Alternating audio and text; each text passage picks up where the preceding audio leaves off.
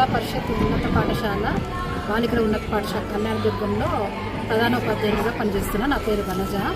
మాకు స్కూల్లో వచ్చేసి ఇక్కడ కొంచెం వాటర్ వర్షపు నీళ్ళు అట్లా రావడం ఏమైనా ఎక్కువ ఉన్నప్పుడు ఆ చెడంతా కూడా ఎక్కువగా ఒక మడిలాగా ఉంది. నీళ్ళు ఎక్కువగా స్టాగ్నేట్ అయిపోయి అలాగా పిల్లలకు ఎక్కువ ఇట్లా నీళ్లు అవి ఉండడం వల్ల దోమలు అవి ఉండి కొంచెం అనారోగ్యం పాలు కావడం జరిగింది.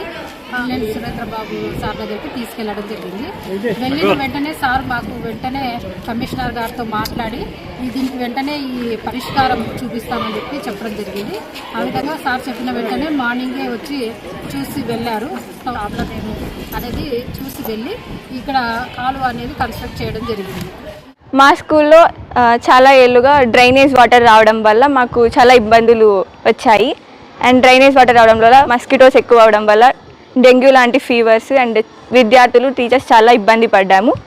మా టీచర్స్ అందరూ కలిసి ఈ ప్రాబ్లమ్ని ఎమ్మెల్యే సురేంద్రబాబు సార్ తీసుకెళ్లారు.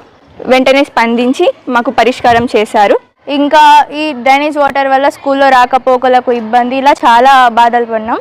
కానీ టీచర్స్ అందరూ కలిసి ఎమ్మెల్యే సార్ దృష్టికి ఈ ప్రాబ్లం తీసుకువెళ్ళడంతో మాకు సొల్యూషన్ దొరికింది. చాలా హెల్ప్ఫుల్గా ఉంది.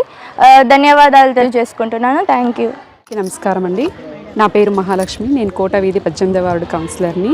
ఇప్పటికీ ఫ్యూచర్లో ఇబ్బంది రాకోకుండా అండర్ గ్రౌండ్ డ్రైనేజ్ అనేది ఏర్పాటు చేసినారు. ఇందుకు మన కాలనీ వాసులు, స్కూలు పాఠశాల హెచ్ఎం గారు, పిల్లలు, పేరెంట్స్ మేము కూడా చాలా హర్షం వ్యక్తం చేస్తున్నాము.